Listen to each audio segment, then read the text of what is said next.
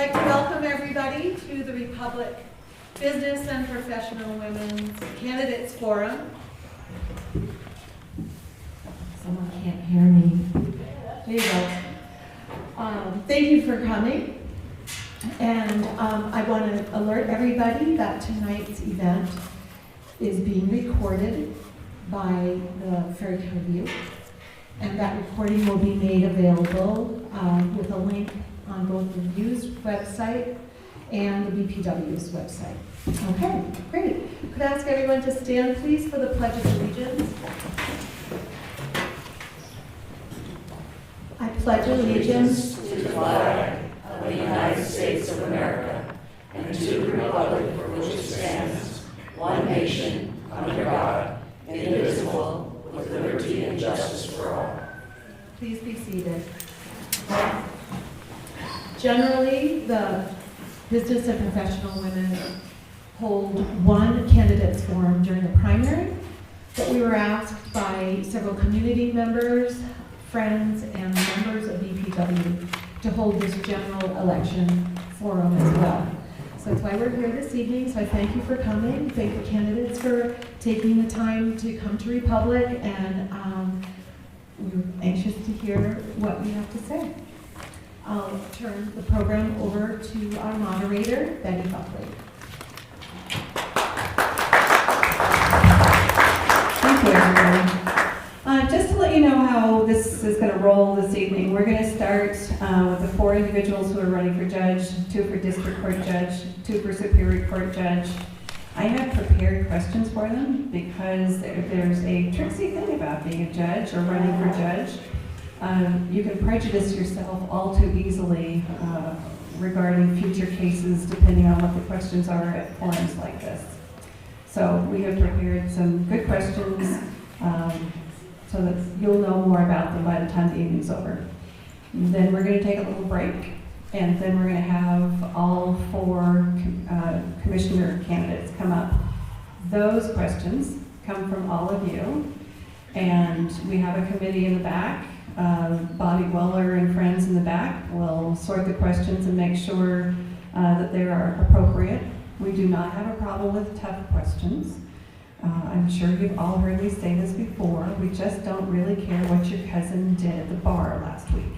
So we'll just make sure that we're on target for dealing with issues, not personal, needless, silly stuff. Not that any of you would ask a question like that. I'm sorry, I shouldn't imply that. So with that, I would like the 4 candidates for judge to come on up.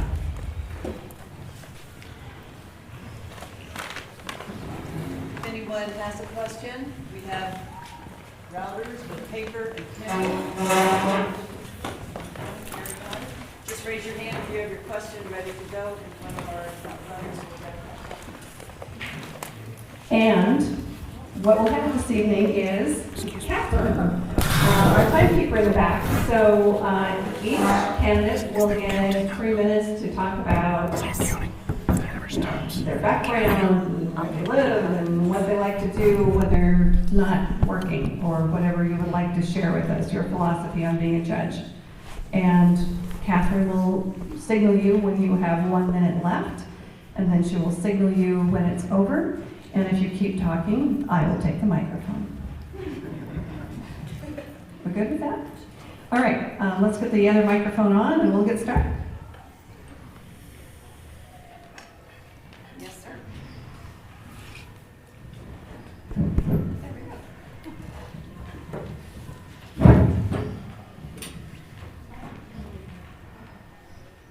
Tell me, 1 minute. You get 3 minutes, ma'am. 3 minutes. 3 minutes. All right, my name's Lisa Malpass. I'm running for Superior Court in Ferry, Stevens, Ponderay, Tri-County District. I live in Elk, Washington. And I am running because I believe in a fair judiciary. I believe in the Constitution. I believe adherence to that. I'm also, in my history, I have been in the U.S. military, Air Force. I've been a corrections officer, a reserve deputy for Spokane County, Pro Tem District Court. And so I have 17 years of life experience, including working at Arby's, before I actually became a lawyer. And when I became a lawyer, I lived in Eastern Washington. I still do. I went to high school in Tri-Cities, Fairchild Air Force Base. I went to Spokane Falls Community College, Eastern Washington University for a bachelor's and master's degree in public administration. I also went to law school in Eastern Washington, Gonzaga, and I have practiced exclusively in Eastern Washington. I am, because Pend Oreille is really close to Idaho, I'm also licensed in the state of Idaho, and I've been licensed there for over 10 years. I am married, have 5 boys, 18 to 27. We are a blended family, but we've been together about 18 years. And he is here today as well. He is my sign guy. I have also spent a life of advocacy. I was raised by a grandmother who in a very poor community, where she was born in 1915, and she was not even eligible to vote when she was born. So voting and government and advocacy for women has been my lifelong goal. I represented at the prosecutor's office domestic violence. I worked for adult protective services in Eastern Washington, and I continue via guardianship, adult protection, estate planning, elder law, up and down Eastern Washington. I'm very blessed to have support and endorsements from all of the current Superior Court judges and most of the judges in Spokane County as well, in addition to some great citizens and leaders in Ferry, Stevens, and Pend Oreille. I'm asking for your vote on November 5th. Lisa Malpass Childress. Thank you. Thank you.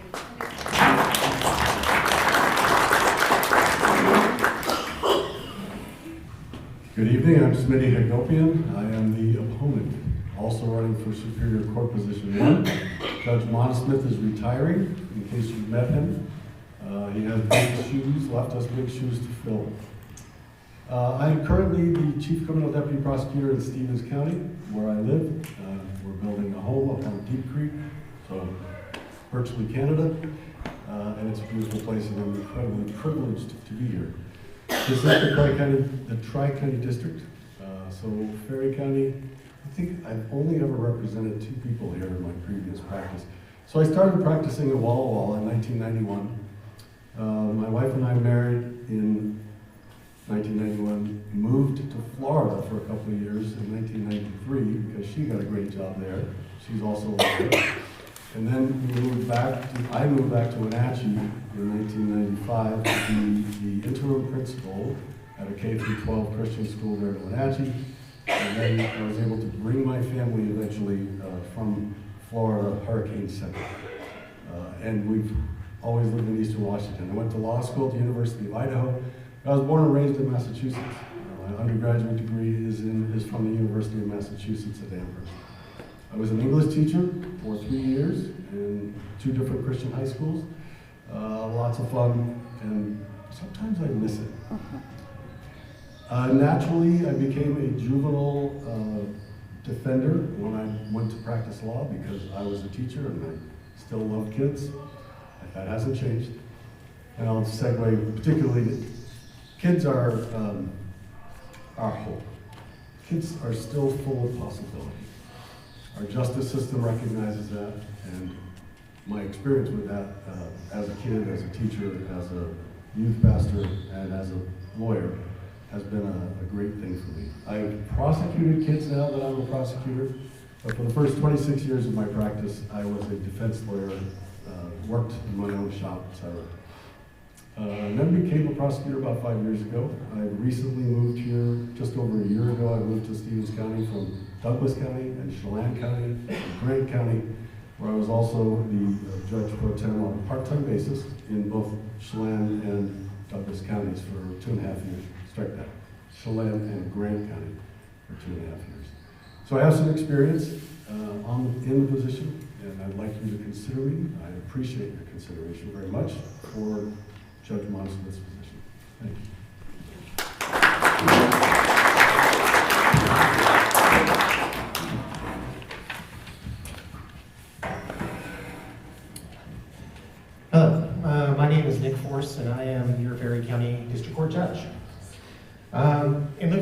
makes a good candidate for judge, I kind of broke it down to 3 things and kind of explained how my experience goes in that. I'm looking at qualifications and experience, ability to do the job, and the vision for the court. My qualifications and experience are that I have been an attorney for 18 years now. 13 of that has been a prosecutor in Stevens County and a little bit in Ferry County. And then I did about 3 years of public defense prior to being a prosecutor and some civil work as well. In that course of my time as an attorney, I've done hundreds of trials, winning over 90% of the trials I've been involved in. I started doing conflict work in Ferry County in 2012 under Mike Sandona. And I also did a trial in front of Judge Brown when he was still here. I've also been involved in the Ferry County Law Day since about 2013 through about 2019, helping kids get an understanding of our judicial system. As far as furthering my abilities, I've held a position for the last 6 months, and I've not received any notice that anyone's appealing any of my decisions that I've made. My judicial endorsements are also Superior Court judges in Ferry County and other district court judges throughout the state. They know my quality of work, and they believe I'm a good candidate to do the job. With my trial experience, I have a good understanding of the rules of criminal procedure and what needs to be done presiding over a case. Having specifically argued most of the motion issues prior as an attorney on the prosecution side or defense side. My vision for the future for Ferry County District Court, I'm looking at drug court. We need to put drug court in place to effectively address the drug problem running rampant in Ferry County. And to that end, I've held meetings, I've drafted grants, I've updated the current guidelines. In Stevens County, I helped to start drug courts, veterans court, and civil commitment court. I have the skill set needed to be able to start these courts, and I will look to do that in my position now. I'm also going to look to restart Ferry County Law Day. I've been involved in it heavily since 2013. With that, I've also been involved in moot court in Stevens County and also STOA, speech and debate for young kids who are homeschooled. I think it's important to get kids involved in the legal system at a young age to understand how the process works. And so I'm going to keep being involved in that and look to restart Ferry County Law Day. Also, I'm going to look to expand probation in district court to hold people more accountable for the crimes that they commit. I've been a prosecutor and a defense counsel, and I see people kind of slip through the system and get away with things on probation. I want to try to close that gap to actually make people truly accountable for the crimes against victims in our county. My name is Nick Force. I'm the Ferry County District Court Judge, and I appreciate your vote. Thank you.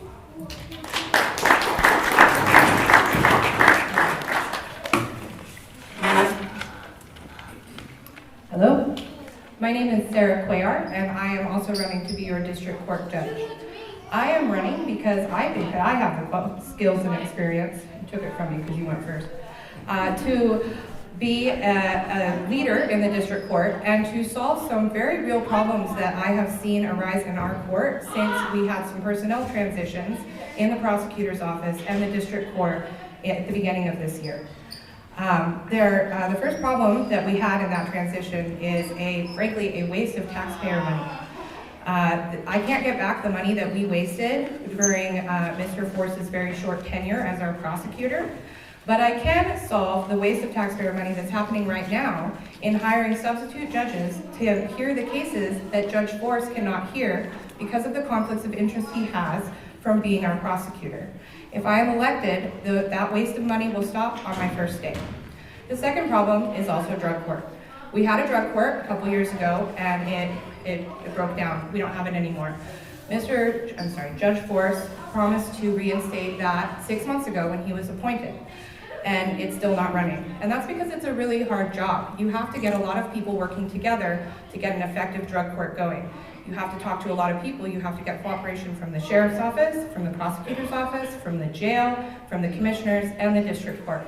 In the 5 years that I have been working and living in this community, I have professional relationships with all of those offices. And I know everybody in that office personally. And I think that I can get them together and on the same page and make an agreement to get not only a cost-effective drug court, but an efficient one that's going to hold people accountable, but also address the underlying substance use disorders that are causing them to commit those crimes. I have taken extra time to answer more of these questions in depth and to talk about my judicial philosophy online. I have answered 2 surveys, one at vote411.org. I've printed that out and it's available on the table if you'd like to see my thoughts on these matters that I've just talked about. And I also answered questions at Validopedia. So I'd like to ask everybody to go online and look at what both candidates have said online, both about where they live and how seriously they take this job. Thank you. My name is Sarah Cuellar, and I'm asking for your vote.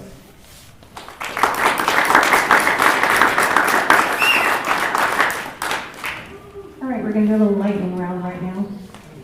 Would you two please choose a number between 1 and 10? The number was 1. So, Mr. Hagopian, would you give us just a minute on the difference between, what Superior Court judges do, just the court in general, not you specifically, so people understand the difference between Superior Court. Thank you. Superior Court judges are the ones that probably impact your lives the most, even though you may not ever go to court. We talked about juveniles. They take care of juveniles, all juvenile cases, including civil juvenile cases, which is truancies, Becca. I'm not sure you folks know what Becca means. That's a case name. So juveniles, divorces, adoptions, custody battles, felony criminal matters, real estate matters, guardianships, probates when someone passes away and the will has to be dealt with. Land has to pass from one generation to another. All that comes before the Superior Court. Also get to marry people. Any judge does. It's just kind of fun. It's probably the best thing. That and adoption is the best thing that judges ever get. That was my 1 minute. That was it. That's great. All right, Judge Force, Ms. Cuellar, choose a number between 1 and 10. I'll go 7. 3. Just a minute about this report, what it's about. District courts, the highest volume in district court is criminal at about 90%. Subsequent to that, we also have protection orders. We have small claims and civil cases, and district court handles infractions as a general rule. Superior Court is a court of general jurisdiction. It technically can handle most of these cases. They can be filed there. But district court is primary jurisdiction for most misdemeanors that are filed in the courts. That's pretty much about it. Okay. I know, that's very different. Please pick 2. Please. Oop, did you get 3 seconds? Oh, no, 2. 2, please. 2, please. You may look at them. See the questions. So, Ms. Bass, would you like to start with your first question? Sure. I'm going to answer it, and then Mr. Hagopian gets to answer it. The same question. The same question. All right. What do you think are the top 3 qualities of a good job? Or excuse me, good judge. So 1 is to be a hard worker. 2, ethics, integrity, and knowledge of the law. I also think, now did you want me to go into those qualities? You have, are we doing 90 seconds, Kat? Let's do 90 seconds. Sorry. Okay. Please keep going. Okay, so ethics, education, and integrity. So one of the things that's a really good quality of a good judge is well-roundedness and knowledge of the court procedures. It's very important that Superior Court judges, some of the very good ones that I have went in front of with my clients are the ones who listen, the ones who actually challenge the attorneys on the rules. A lot of times the attorneys can show up, they sound good, but this judge that I used to go in front of, he would actually pull his book out and say, well, let's take a look at that rule so-and-so, and let's see if that's exactly what it says. I think that's important as a judge, because I think injustice happens when the court lawyers or the advocates are not following the rules, and their clients don't even know it. So court rules, local court rules, knowledge of that, how to get something into court, and how to argue it under the law, and not just Time.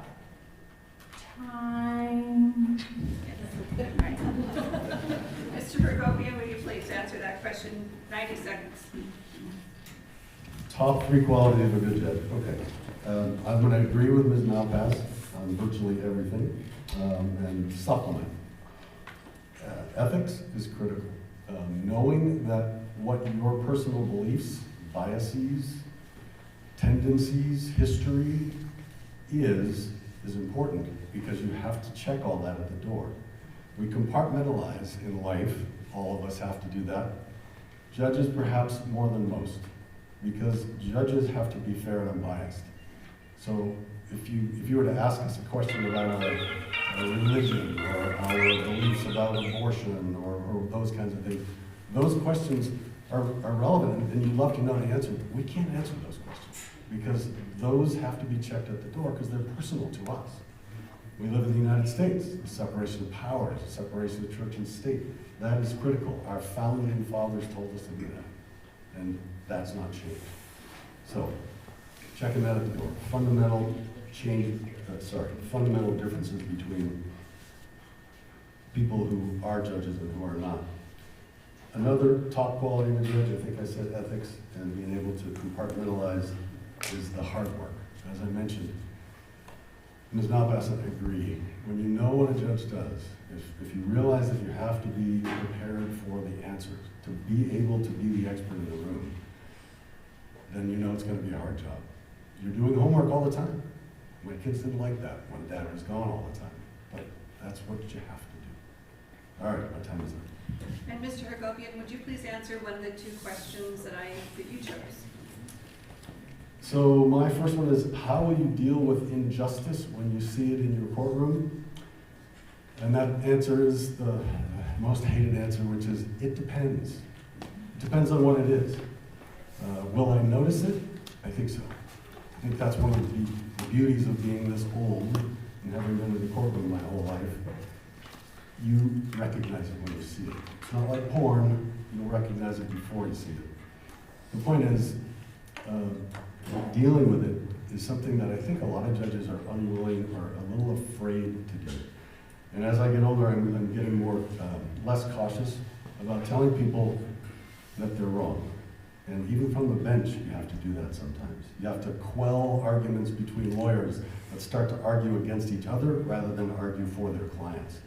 You have to remember that there is a courtroom that needs to be respected. It's not church, but there are some similarities.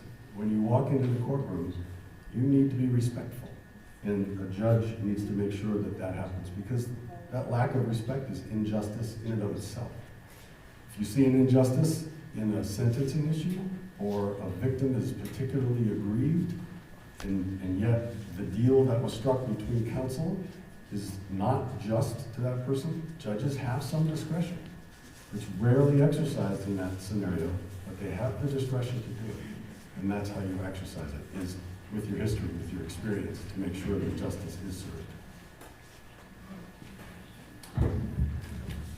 Would you answer? Yes. You would answer your second question. Oh, my second question. Oh, and you didn't. I'm sorry. Yeah, I'll do this You one. got it. See, they don't get it.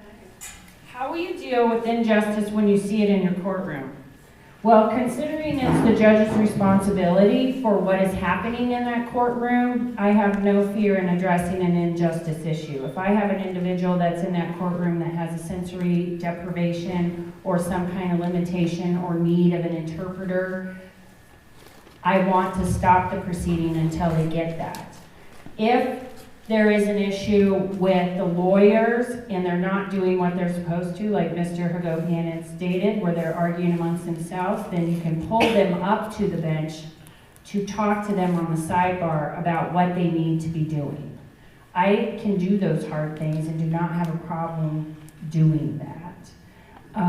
It is one of the very most passionate things I have because judges are typically the most or the least important person in the room because it affects those parties that are before them. But at the same time, when you've been a lawyer for a long time you should never, ever forget that a courtroom is very intimidating to an individual. If I go in and out of it every day, I don't have a problem with it, but my clients are fearful for just walking in the door, and I know they're probably fearful sitting in front of the judge and the lawyers. So I would address it directly in those ways, even if it means costing a little bit much more for the county. Thank you. Perfect timing. And now, please. All right, let's see. Okay, this one is, how will you ensure equal access to justice for all litigants? This is very important as well to me, and one of the plus sides to COVID was WebEx or Zoom. And I do a lot of guardianships, and I gotta tell you, it's been very awesome to have folks that have limitations to get to court, driving limitations, physical limitations, excuse me, to actually get to court via electronic means. And we will send people to those homes so they can participate, which is very important. And it is wonderful to see family members who maybe haven't seen each other in years see each other on the Zoom. It is pretty pleasant. So equal access to justice requires the ability for electronic means to be heard, notice, opportunity by a fair and impartial tribunal. 2, filing documents, electronic filing, being able to process those documents faster or by fax. That is important, especially when you get to domestic violence protection orders, and why having to bring a victim down to the courthouse to fill something out when they can send it in and appear electronically. So those are options to do as well. The other thing for equal access to justice for all litigants is being accessible, hours of operation, multiple means. If you need an interpreter, then that's important too. Thank you. Mr. Vergopian, same question? Thank you. Just again, to segue from what Ms. Malpass just said, imagine going to court and not being able to understand a word that's being said. Where I used to work, there are a lot of Hispanic people, and so interpreters were critical. In here, so far, I've noticed it more, there's more Russian folks, and the interpreters are also critical. Because that access to justice, if you don't know what people are saying, how are you serving justice or being served? The other thing that is near and dear to my heart, because throughout my career, I've always practiced some criminal law, is the public defender's office is always underfunded. And I know that's a tax issue. It's always underfunded, it's always understaffed, and public defenders often come right out of law school, they don't know what they're doing, and they need help. And there's no program to make public defenders, 90% of the people that come before the court, especially in criminal law, are folks that don't have any money. And so they need access to justice. A good lawyer is part of access to justice. I'm not saying they're bad lawyers, but I've been involved in generating and creating new offices of public defense in other counties. In fact, we stole some things from Stevens County when they created their office into the Douglas County Office of Public Defense, because they're similarly situated counties. And they needed to generate a brand new thing that cost a lot of money, but it was critical. So, interpreters, I see my time is up. Thank you. Nope, I think you have one more question, Mr. Vergopian. Briefly explain your judicial philosophy in simple terms. Probably the simplest term I can explain it as is everyone needs to be respected. Your case, when you come before the court, is the most important case in the world. Judges sometimes forget that, because we do it every day, right? Prosecutors, anyone that goes to court all the time, you see it all the time, it's kind of ho-hum. Yeah, this case is silly. This case will settle. But to the litigant, it's critical. And sometimes we forget that. So respect for all those that come before us, respect for those that work in the system, and I'd say judicial attitude, that can be critical. Meaning, you have to be patient with people. You have to understand. You have to be polite. Sometimes that's a challenge, but it can be done. I have been told that I have that judicial temperament, so I like to think that's one of my highest judicial philosophies. Thank you. I want to be very clear on my judicial philosophy. Judicial philosophy is how a judge understands and interprets the law and facts. I believe a judge must strictly interpret the law rather than make new laws, exercise judicial restraint, and determine meaning and intent when necessary. And I strive to serve people of all backgrounds in the courtroom with a strong fidelity to the rule of law as applied to the facts without prejudice. The reason I read this is because I want it to be very clear and to also say that it's very important that the law be upheld by Washington Constitution, because that's the oath we take, the federal Constitution, the rule of law, and how we interpret it. I love working in a social work field, but a judge gets really limited to the law at that point.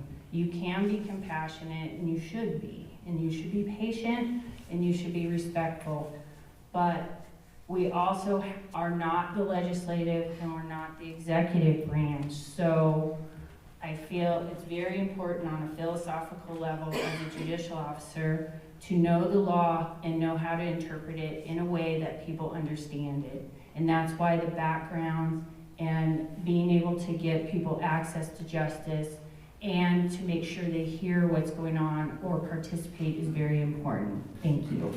Thank you both very much for answering those questions. Now we're going to move on and do the same thing with our candidates for district court judge. So if you would choose a question, sir. All right.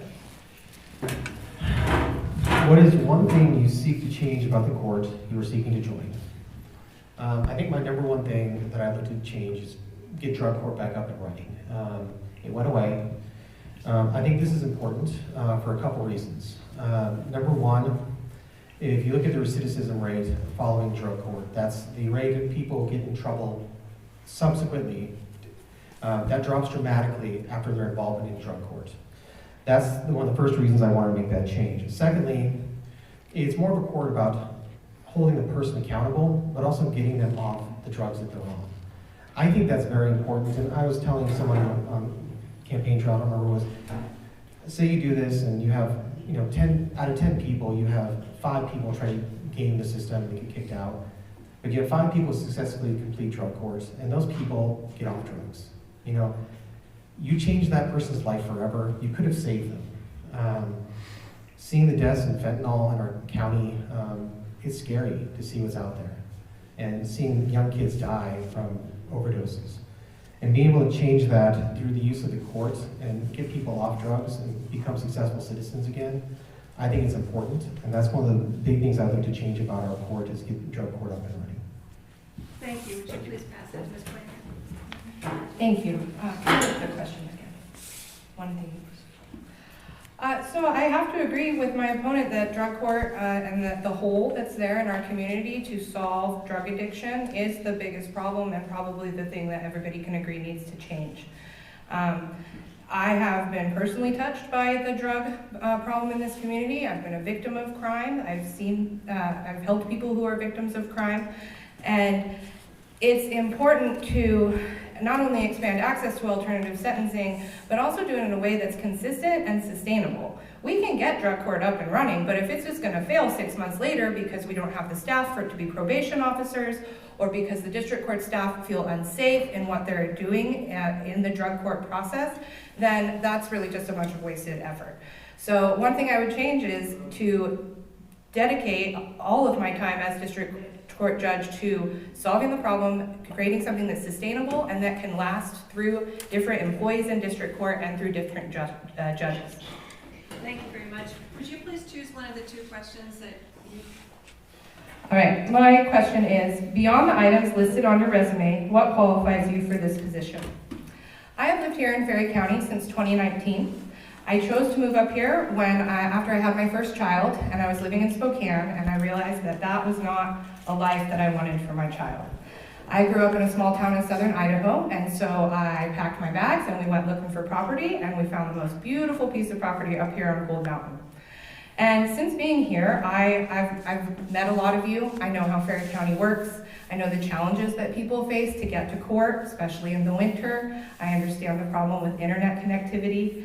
And so being here, boots on the ground, understanding every day what our citizens face, both as potential perpetrators of crime and also victims, I can meet those needs in a way that provides access to justice.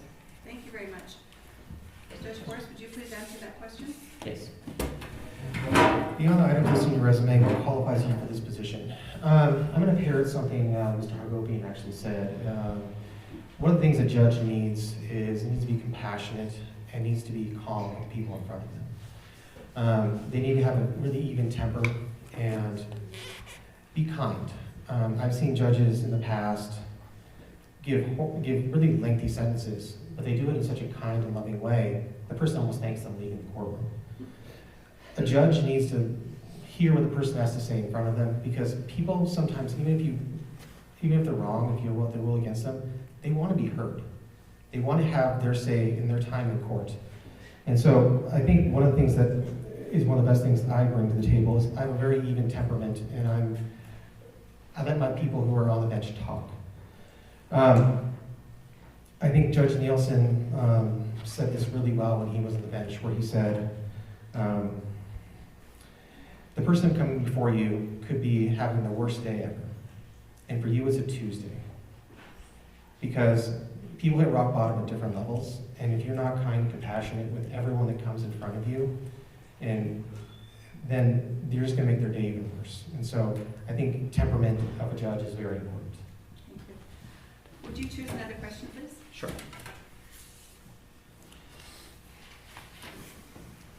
What do you think is the biggest challenge to the justice system right now, and how do you intend to address the challenge? This kind of goes to a little bit of what Lisa was actually saying earlier. We have a big county. Currently, what is one of the bigger things addressing people who live in Ferry County is transportation. If I have a court docket on Wednesday and someone's traveling up from Keller, that's a long travel, especially if you don't have transportation. And having the ability to do things remotely for people who qualify, that's a big incentive. Not everyone can make it to court all the time. And I'd say most dockets, you have a criminal docket, which is the majority of the dockets I handle. I would say probably 3/4 of the people are there, and the rest of the people are no-shows. Because transportation issue of some sort. And the ability to do things via WebEx nowadays has solved a lot. But with drug courts coming up, and there is some funding available through the state to help have a probation officer help transport some of these people who can't find other transportation, I think that's an important thing. And so I think people's transportation to and from court and the remoteness and no internet capability in our county, those are some of the problems and hurdles we need to address and try to figure out solutions to. And I'll help to address it with the drug courts and find out what I can do with internet issues as well for people who just can't travel. So. What do you think the biggest challenge to the justice system right now, and how do you intend to address this challenge? I think access to justice, as we've all been talking about, is a really important issue. Our rural community, not everybody has gone to law school. Not everybody has been in the court system before. They don't know what it is. They don't know how it works. They don't know how important it is to show up. I get a lot of phone calls in my work from people seeking to get protection orders, and they don't even know where to begin, because that form is 40 pages long. And it's hard to get to on the website, and what if you don't have that many prints at the library? What if you can't make it to the library to print the form? What if you can't make it to court by 4 p.m. to file it? Something that I intend to investigate, if elected, is how we can make it easier for victims of crime to protect themselves from their perpetrators and participate in the trial process so that the court knows the full impact of that crime on them. This would include things like making the forms pre-printed at the courthouse, having information on the court website about where to get the forms, who is available in town that can print the forms for you, but clearly listing court hours, and training the district court employees so that they know what resources they can point other people to when they need those services. Thank you very much. Do you answer your second question, please? Yes. My second question is, why should I vote for you? I think that you should vote for me because I have been a member of this community for 5 years, and I love it so much, and I really just want to make it the best it can be. I want it to be the best it can be for my children and for your children. I want to see crime addressed in a humane but effective way. And that is through drug court, that is through probation, that is through holding people accountable, but also addressing why they committed the crimes in the first place. And if a judge can go into the school and explain what it's like to be a victim of a crime, or explain what it's like to be a defendant of a crime, and how probation sucks and you don't want to be on it, then that's something that I'm willing to do. I'm invested in this community because I'm a member of it, and I value service to the public, and I will work hard for all of its citizens to make the district court as effective and cost-effective as possible. Thank you. Judge Forrest? Why should I vote for you? As I said earlier in my speech, I think the qualifications for judge are three things. Experience. District court is 90% criminal law. And I've been practicing that for many years. I'm very well versed in that, and I have a lot of experience in that. The second thing is ability. I am a district court judge. I've been doing this for 6 months. I know what I'm doing. I've been doing it well. And I have other judges in Superior Court and throughout the state endorsing me and supporting me. And third thing is vision. I have vision for this court as to not where it is now, where it should be, where it's going to be. One of the elected officials I know that kind of mentored me when I was young, he said, you gotta look at your office and go, where can I put this office, 2 years from now? Where can we go 5 years from now? Where can we go 10 years from now? And try to do goals that are sustainable in these increments. And I have a vision for the county and where this court needs to go. And I've helped to get drug courts and therapeutic courts started in other counties. It's not a quick process. It does take some time. It does take some effort to get it up and running. But the drug courts and the veterans courts and the civil commitment courts that I started in Stevens County are still running today. So I know what I'm doing in this, and I have experience in these things. So that's why I asked for your vote. Thank you. Hey, thank you very much.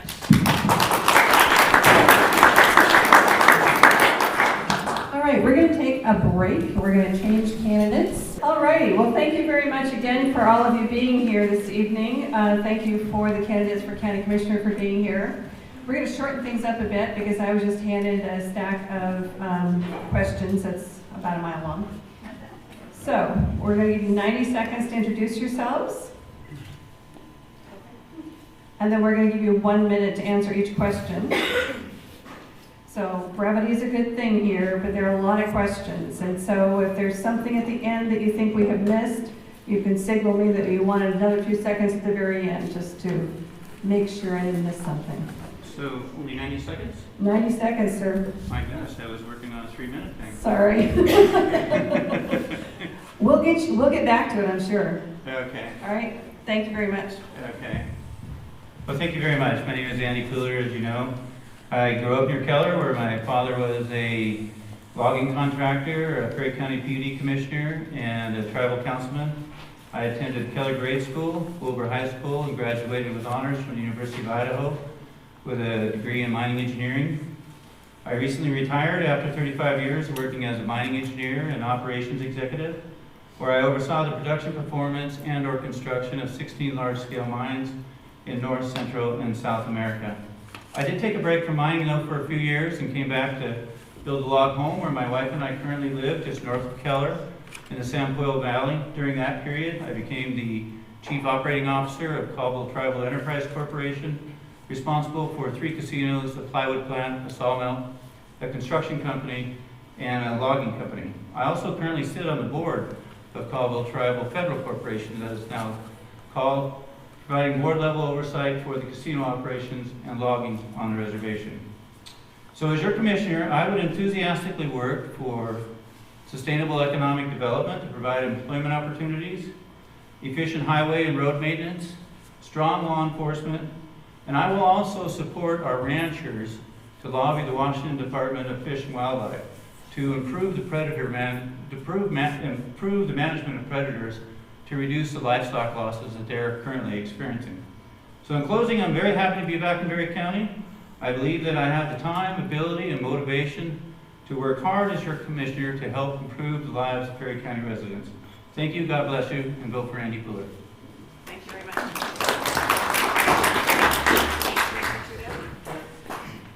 Good evening. My name is Zach Trudell. I am presently your District 3 County Commissioner.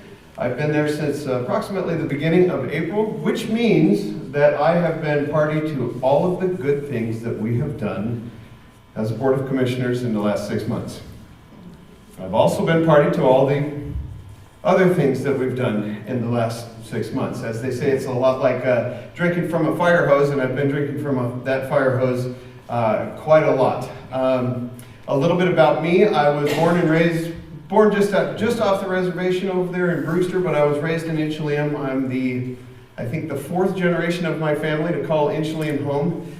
This place, as we all know, all of us that live here, this place is very special, and it's something that I am committed to protecting our way of life and to protecting what we have here. My family background, I have 4 kids, 2 big ones that are grown up and out of the house, and 2 little ones that run my wife and I ragged on a regular basis, running through the woods. I spent 20 years on active duty in the military. As soon as I got out of high school, when I graduated from Inchelium, was gone total about 23 years, and was finally able to come back home towards the tail end of 2020. I proudly have the endorsement of my other seatmates behind the counter as the county commissioners. I also have the endorsement of the Farm Bureau and the Colville Confederated Tribes. Thank you. Thank you very much. Good evening. Thank you for the Professional Women's for hosting another candidates forum. So, what is a commissioner and what do they do? The commissioner stands beside the other commissioners and local officials. The commissioner stands behind the county judiciary decisions and consent items. The commissioner gets in front of issues that are concerns about their local citizens in the county. You have to do the job to learn the job, and in order to learn the job, you have to do the job. You never quit learning the job. So look at it like this. January 1st, 2025, 3 commissioners are going to strap on their skis, they're going to be joined at the hip, and they're going to take off down a Black Diamond slope in a blizzard, which is probably a complete whiteout, and has an avalanche behind it. In that year, every year, the commissioners are going to navigate legislation, agency overreach, underfunded mandates, oversee the budget, protect our customs and cultures, update our ordinances with an eye to the future, identify and encourage recreational opportunities and economic drivers, protect our forests, wildlife, agriculture, constitutional rights, both state and federal. One of our commissioners says repeatedly in the office, my old man says 90% of the job is showing up. And the reason I know he says that, because I've showed up for every meeting at the commissioner's office since May. For the last 11 years, I've showed up at volunteer and for the county. Thank you very much.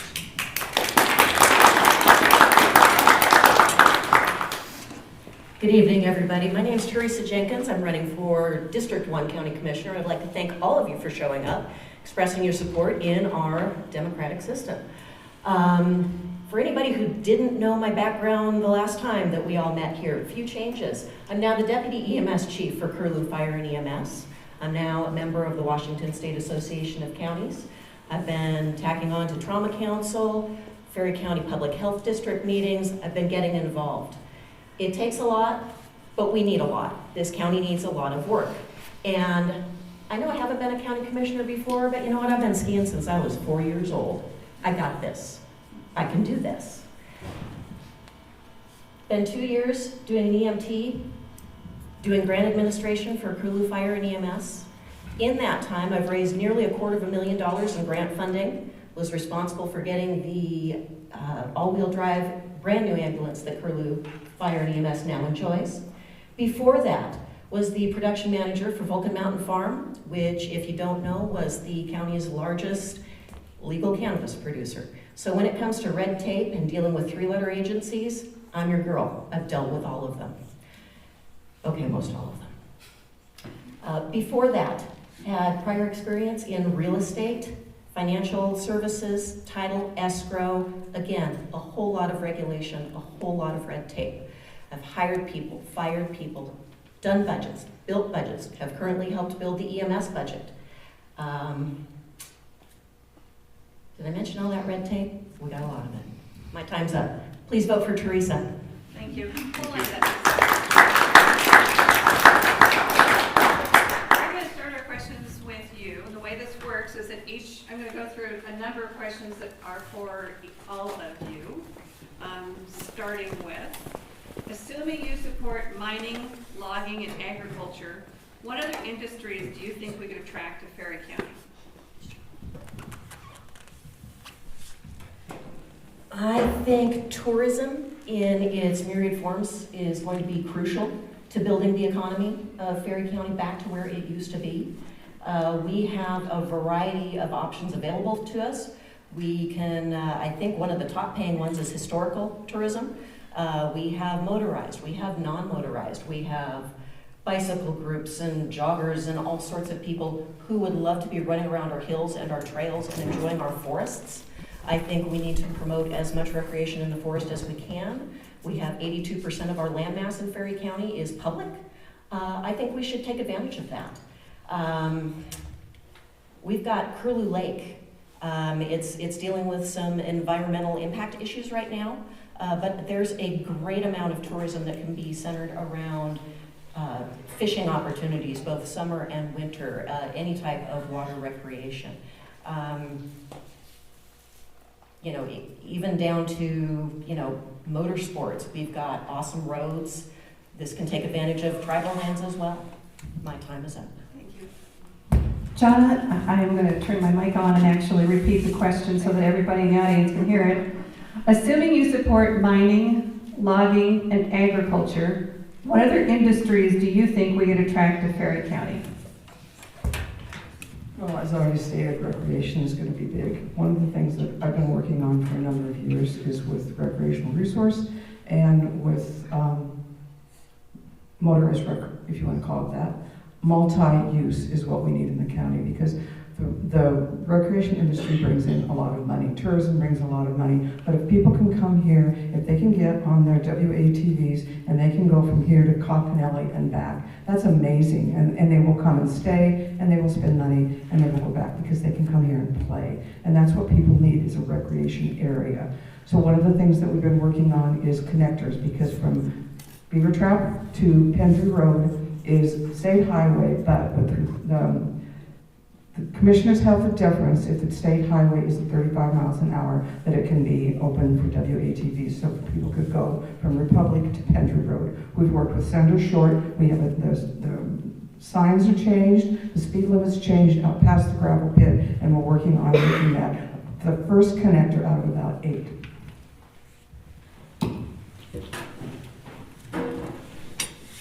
I'd love to have a different answer, but truthfully, one of the biggest things that I see as another industry that we can attract and that we already are attracting to our area is, of course, recreation. Recreation, though, is brings with it a little bit of a delicate balance. That is, I won't say that I have the solution, but I at least recognize the fact that there is that balance.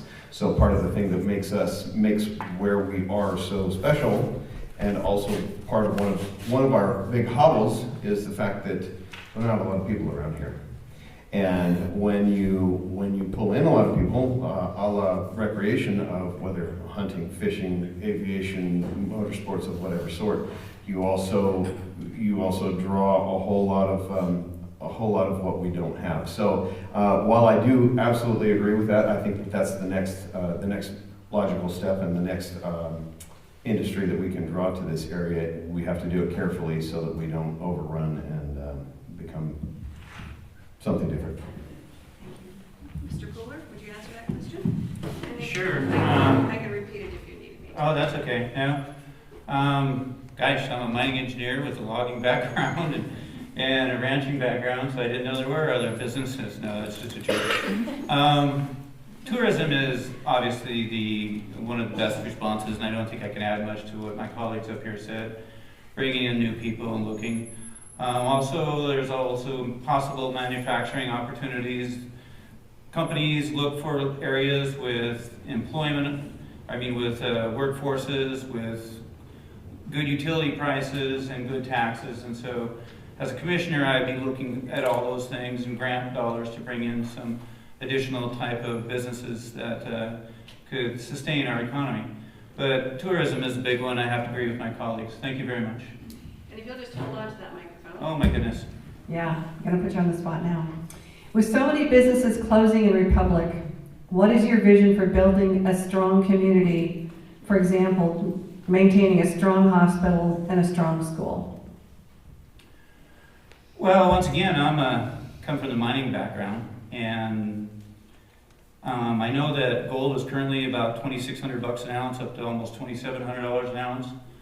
And I know there's a lot of exploration, and mining has a huge multiplier effect. Not only does it pay a lot of taxes, but for every job that's created in the mining business, there's several other jobs. So a mine of 200 people or so would manifest into over 1,000 to 2,000 jobs otherwise, stores, restaurants, service stations, and so forth. I'd also look for grants, federal grants, to bring in some sustainable economic development. I know the tribe is very accomplished in this, and I work with the tribe, so I would work with them to see if there's common ground that we could work together to bring in dollars for sustainable economic development opportunities to build and create businesses in our county. Is that That's covered? great. Okay. Thank you very much. Can I pass this on? Yes, please. Thank you. Get back to you. Don't care. Would you mind repeating that question for me? I'd be happy to repeat it. With so many businesses closing in Republic, what is your vision for building a strong community, including a strong hospital and school? Well, I think that the strong community starts at the people level. I think encouraging the little festive kind of stuff that we have, such as the Prospector Days and the Winterfest and whatnot. I'm a big proponent of that. That's part of one of the things that drives my family. Before I was involved in that's one of the things that drove my family to Republic on regular occasion was the little stuff like that, so that you get in, I don't know, you become aware of the things, of the needs that are out there. With regard to the hospital and the school, I don't really have a better answer than what Mr. Pooler said regarding looking for grant opportunities. One of the other things that I have a little bit of an inside view on is the Friends of the Republic Library that is the new library that is being planned, and looking at that and recognizing the fact that and of course it's all very theoretical at this point. Okay. All right, I can tell you more about that later. I can pick up Jack's theory and take off possibly. So we have the recreation, we have empty businesses, we have schools that need work. We have, I'd like to explore maybe a tax break for bringing businesses in.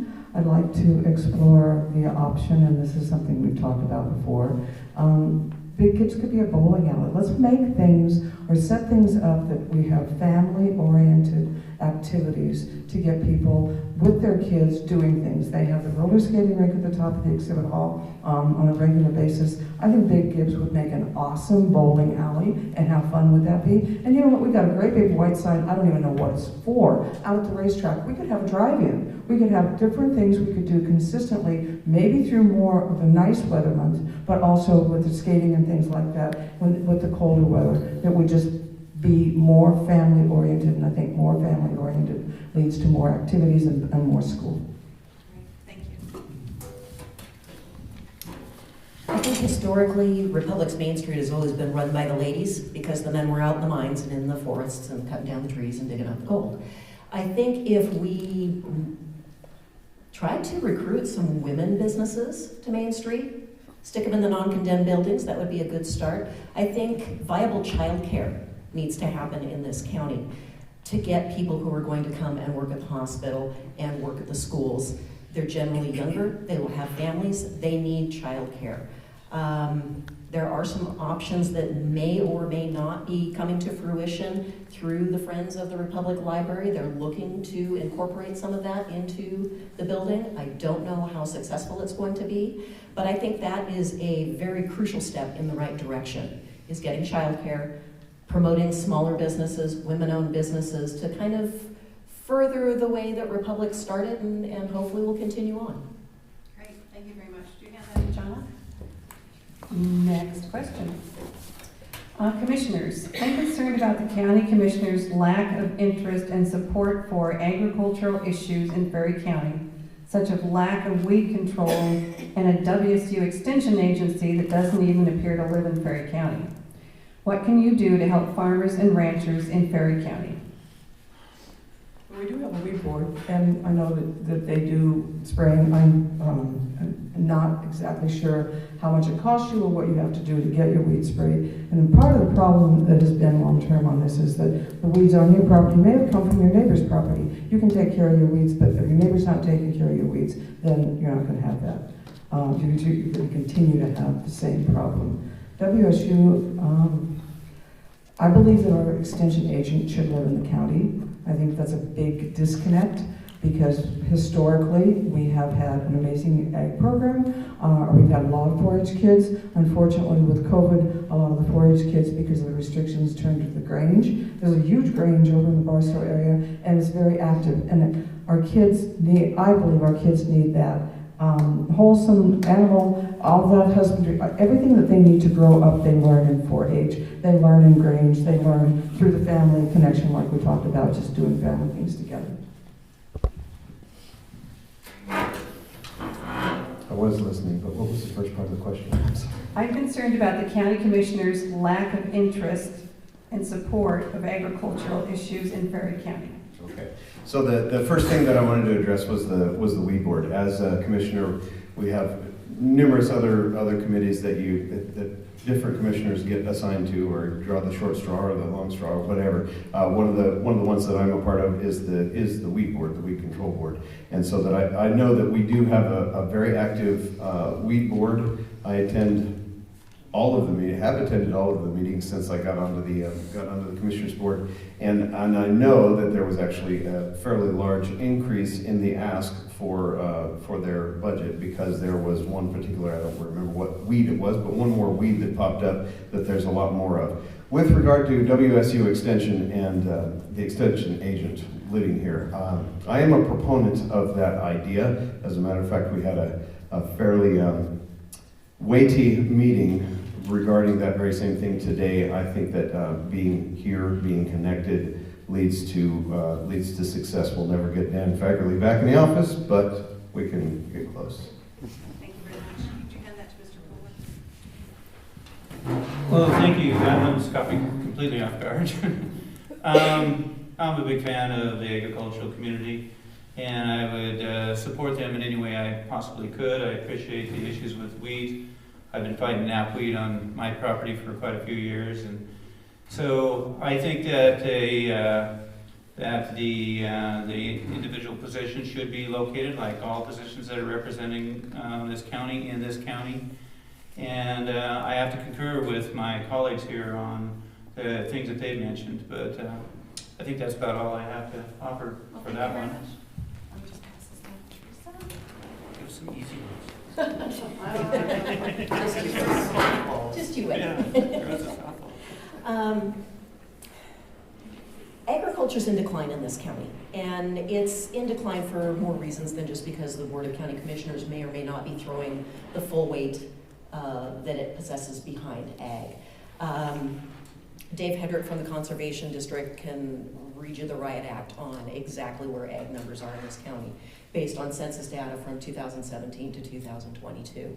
I think one of the most potent things that the county commissioners can do to support agriculture is to throw their weight behind the sheriff's department so that the sheriff's department can support property rights as it pertains to predator control. Right now, we're fighting a losing battle with DFW, with wolves, cougars, other predators. It's a tightrope walk between the sheriff's trying to take a constitutional stance and doing right for the ranchers, and DFW saying, no, we have these protocols and we gotta do these things over here. Time. Thank you very much. Would you please hand it to Zach? We're gonna drill down a little bit on this one. We also have a number of questions for individual commissioners. So, Commissioner, this one is for you, or individuals running. You signed a document informing the WSU Extension Office that the Board of Commissioners will not be renewing its current contract. Please explain why you advocated removal of a program that has benefited the county for decades because of apparent expansion of the scope of the Extension Office. Also, explain your role in attempting to keep the Extension Office, if any, open. Next question, so there you go. There are no reasons. Actually, this one's pretty easy to answer. First and foremost, I did not advocate for removal of any program. The letter that was written and delivered to the WSU Extension Office, conveyed from the County Commissioner's Office, was a letter that informed them, of them being WSU Extension, of our intention not to renew the current contract under its current terms. This has been misconstrued and easily so. The wording of the letter could have been a little bit different, could have been a little bit more explicit, but that's part of the danger of writing things down or trying to convey an emotion in a text message. I think we all get that. So the intent of that was not to shut anything down. The intent of that was to try to refocus WSU Extension's priorities, I suppose, on the things that matter the most to our community. With regard to my role in attempting to keep the Extension Office, if any, open, I'm pleased to say that in that meeting that I mentioned earlier today, we have made progress and we have made an agreement that we will be signing, we the Board of Commissioners will be signing the contract as it stands, with intention of working on it and working out some of the bugs in the year to come, because it is not confined to a particular season in order to negotiate it. I hope that makes sense. And the next question is for John. Betty, I gave him an extra 30 seconds because this is a two-part question. Okay. How could you? Thank you. Thank you. Work on it. I'm new to this, sorry. Welcome to the board. Thank you. John, the question for you is, a recent letter to the editor reported you opposed free 911 signage intended to aid EMS first responders, and also of opposing the construction of the new EMS building. Both appear to be invaluable to the Ferry County community. Please explain your opposition. Well, first of all, I think my Bible doesn't say go forth and spread the gossip. So I can tell you what the meeting was about, what we talked about. Within a EMT board meeting, it was brought up about the signs for your addresses. And the suggestion was made that the board members should put it out in the paper and say, we've all put our addresses on our gates, and so the EMS can find us. And I said, well, my husband's not going to do that. The EMS can find me 4.5 miles up White Mountain, and he will not put a sign up.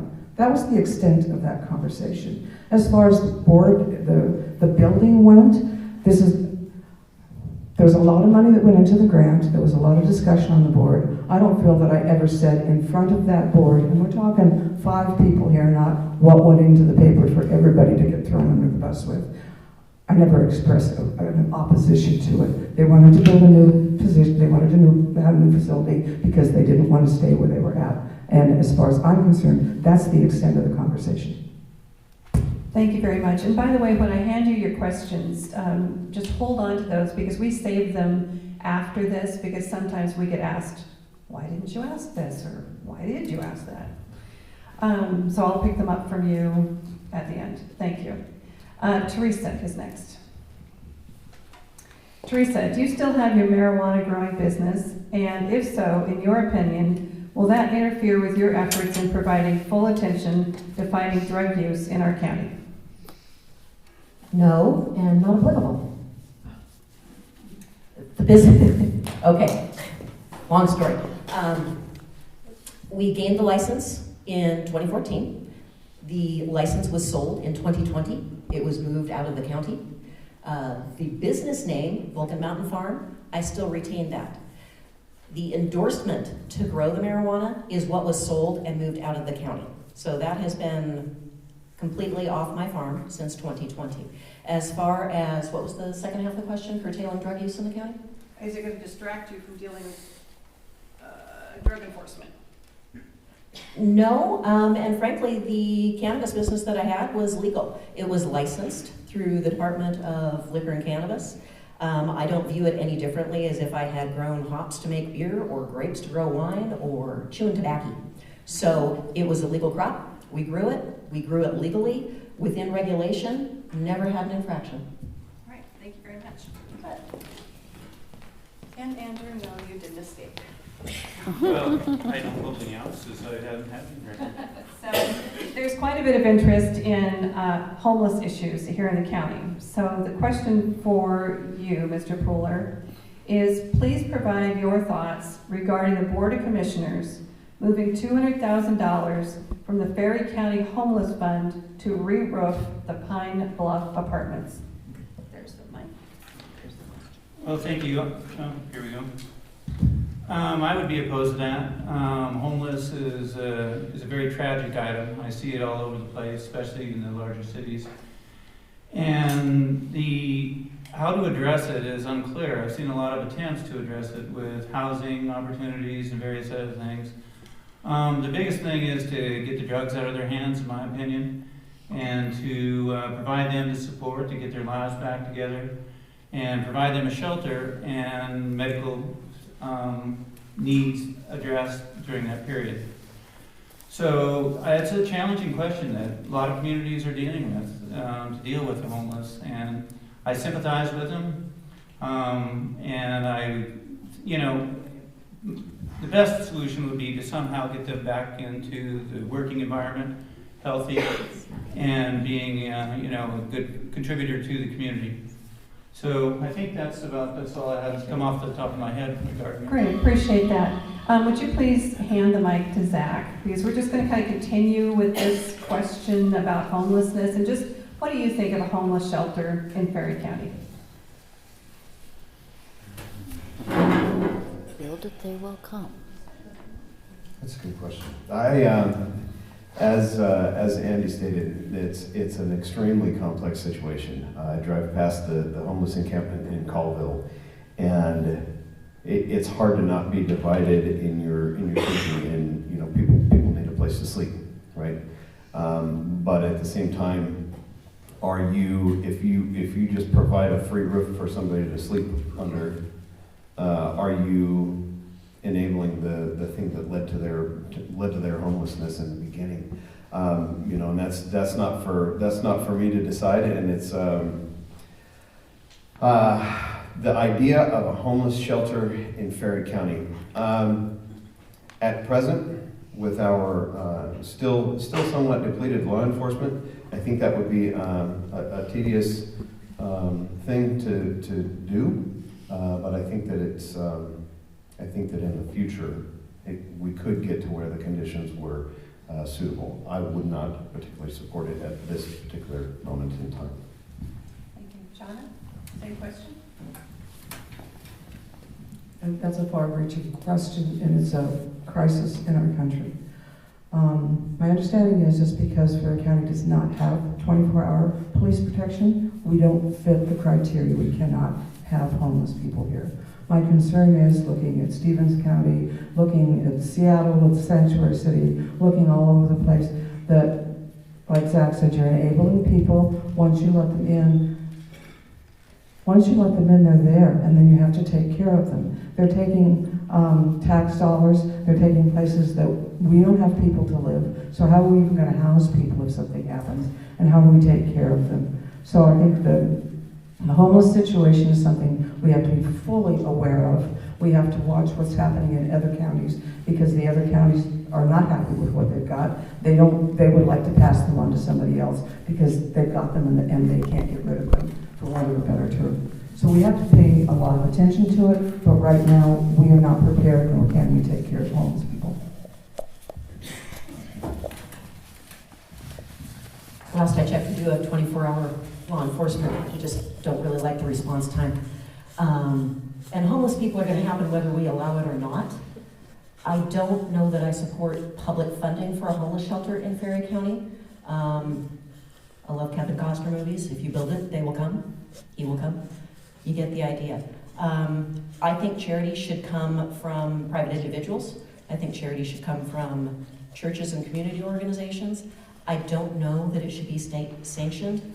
I don't like the connotation of taking money from somebody in the form of taxes and giving it to somebody else in the form of a homeless shelter. I think there are better ways to serve the homeless population. I honestly don't know enough about the homeless population in Ferry County to speak that eloquently to what their needs are, how many people would be served by a homeless shelter, what other services they may or may not need, or what conditions in their life have brought them to the situation where they're homeless that perhaps could be best addressed. Right. Hold it there.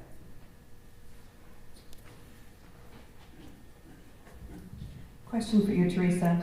In 2016, you ran for commissioner. In 2018, you ran for auditor without securing either position.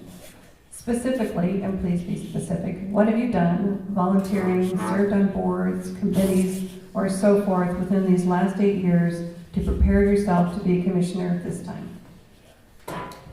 Specifically, boards and community service. As I've already said, I'm a volunteer, 100% volunteer with Curlew Fire and EMS as an EMT. I'm the deputy EMS chief. I also write grants. Should I secure a grant for the association, then yes, I do get compensated very, very small, like to the tune of $120 a month. So I still consider that volunteer work. I have attended trauma council as part of Curlew EMS. I have helped with the school science fair. I have attended the hospital district meetings. I've also met a whole lot of people that I didn't know in 2016. I'd only been here for 2 years in 2016, so I was the epitome of the new kid on the block. I still kind of am. But I've gone out, I've met a lot of people, talked to a lot of people, asked them questions, listened to their answers, and tried to best understand what's best for the county and what I can do to help. Next question is John. Jonna, can you provide 4 positive contributions you made as county commissioner? Now I get to refresh my notes. So, as county commissioner from 2017 to 2020, I helped to open up variable speed limits for the county so that we had increased recreational opportunities and the money that increased recreation brought in. I helped to update the 20-year forest plan. That's been something that was being pushed uphill for a long time. And it took a lot of work, it took a lot of comments, it took 3 days with 3 counties in the Forest Service to put together a 20-year plan that's like about this high. So I worked really hard on that. I also fought very hard to keep the Danville border open. The powers that be decided they were shutting down our border crossings. Danville was open until midnight at that time. Technically, it always been open until midnight. People lived on both sides of the border. So I fought very hard all the way up to Washington, D.C., and I got it that it stays open until 8 o'clock at night. Other than that, I've written, I was on the volunteer stewardship program, I worked with VSP, and I guess that's my time up, so there's 4. Thank you very much. The question for you, Zach, is did you support moving $200,000 from the Ferry County homeless funds to put a new roof on Pine Bluff Apartments. I did support that, and I'm trying to recall exactly the method in which we went through that it made sense to me. It was explained to me in a way that was a legal and efficacious thing to do. Keeping the roof on that building, you know, it was a ounce of prevention, vice a pound of the cure type of a situation. And so, in that context, yes, I did support that. Thank you. The question for you, Andrew, it goes back to that WSU Extension Office.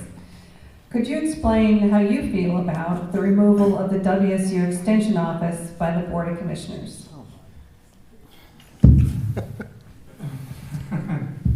Well, I think that you need an extension office locally here. I would look into it very carefully. I'm not very familiar with what led to that decision or the issues around it, but I would look into it very carefully.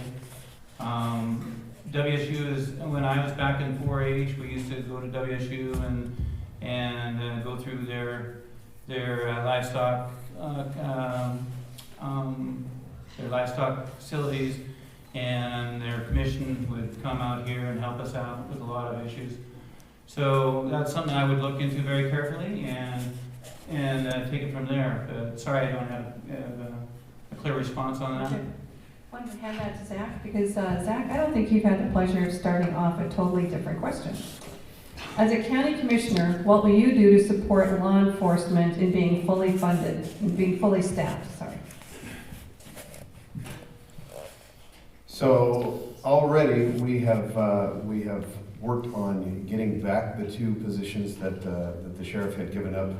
Given up is a kind of probably the wrong term. There's probably a better term for it than that. But in order to bump pay for his current staff, the sheriff had previously given up two positions in order to spread that funding to the rest of the positions in order to bump all of their pay.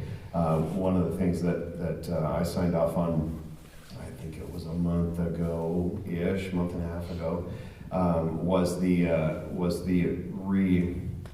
giving back, whatever, of those two positions. So that was upping the sheriff's complement of personnel. And you can hand that to Jonathan. As county commissioner, what will you do to support law enforcement to be fully funded, fully staffed?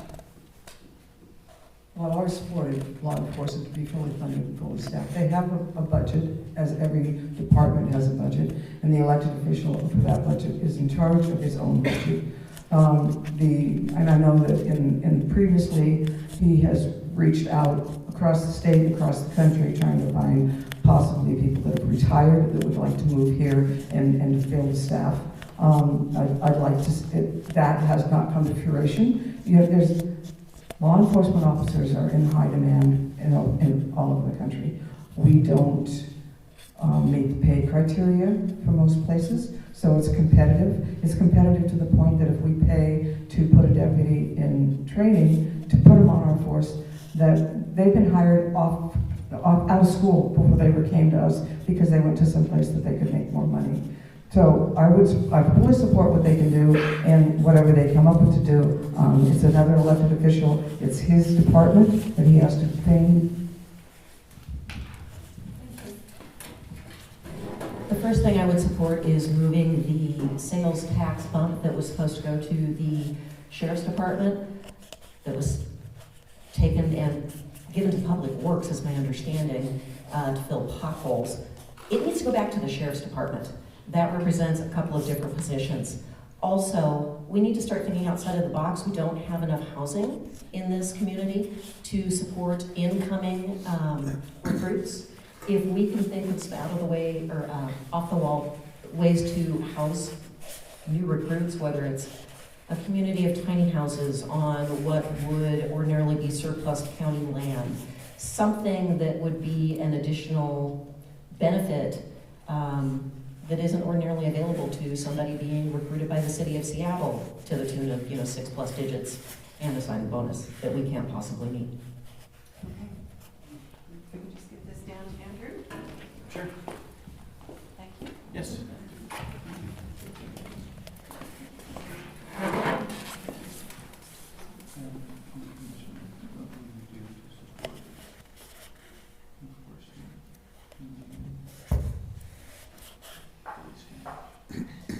Law enforcement. Oh, okay. I'm sorry. I was struggling with it for a second. It says, as county commissioner, what will you do to support law enforcement in being fully staffed?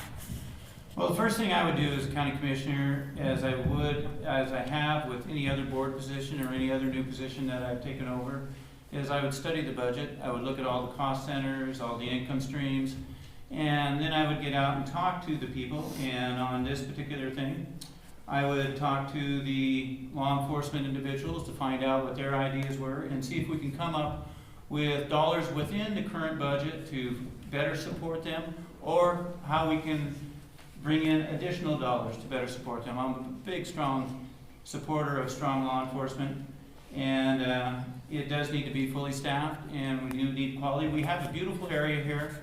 That is a recruiting situation. I have friends and relatives who are law enforcement, that were in King County law enforcement, and I appreciate the challenges in staffing those positions.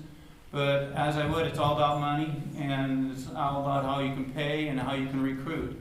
And so the first place to look at is the budget, in my opinion, and how many dollars are currently being spent for that. Time's up. Thank you very much.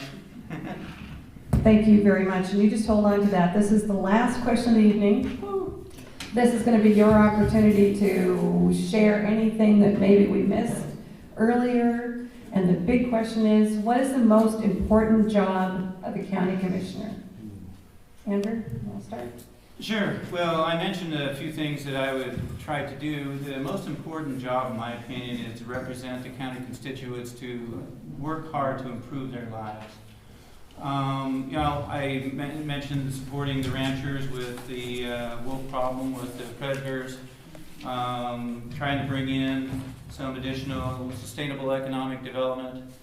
But my focus is, what can I do to improve the lives and make their homes safer and provide employment opportunities for our taxpayers and for our residents in this county. And I would take seriously the spending dollars to make sure that those tax dollars are spent very efficiently as possible. I'd also get out and meet a lot of people and talk to everybody and find out what their concerns are. I've done a little bit of that currently. Meet all the county employees to find out what their thoughts are, and see how we can work together to improve the lives of Ferry County residents. Thank you. Andy, I think you nailed it on the representing the constituency. Easy for you to say. In representing the constituency, I have a couple of main points: infrastructure and public safety. Those are the main primary focuses of my eyes in representing my constituents. The other thing that I've been working really hard on is improving the relationship between county government and the tribal government. Having come from the reservation, I know that Andy and I can share that same sentiment. Coming from the reservation, I have the benefit of knowing, just because I went to school with a lot of the folks that are in positions right now.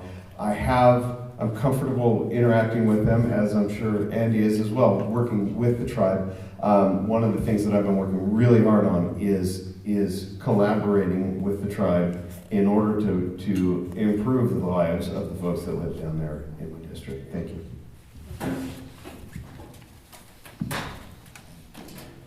So I said earlier, 90% of the job is showing up. I've been showing up for 15 years in a vast amount of boards and committees to do with the forest, to do with anything you can think of. Representing the constituents, because everybody's concern is the most important thing that you can do. You never quit learning what this job is, and it never keeps coming at you day and night, from the legislature all the way down to open range. That's back from across all the time. Agriculture, mining. We do need more jobs. We do need I'd love to see our foundational industries come back in such a way, and the mind opens up, and we have more opportunities to do that. But this is a solid community, it's a foundational community, and we have to listen to the people that are in the community and be transparent so they know what we're doing and how concerned we are about anything that they want to bring into the commissioner's office. You have to be there 24/7 because that's what's important to the constituents. I think the most important job that is going to face the Ferry County Commissioners is frankly putting Ferry County first. I'm not going to be able to please everybody all the time as a county commissioner. If you come in front of me with a problem, I'm going to have to look at it and say, what's best for Ferry County? And I'm going to put Ferry County first. And I'm going to apologize right now. I'm going to step on some of your toes at times. It will happen. But I'm going to put Ferry County first. That's the most important thing that I think I can do as county commissioner, is put the county first, no matter what it is.